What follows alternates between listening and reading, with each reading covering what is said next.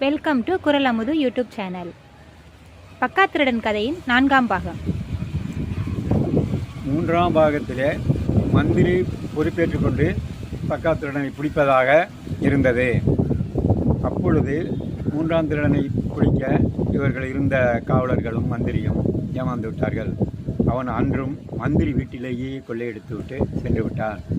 இதை கேள்விப்பட்ட ராஜா கடும் கோபமடைந்து, போங்கடா, நீங்கள்லாம் எதற்கும் லாயக்கில்லை, உங்களை நம்பி பயனில்லை.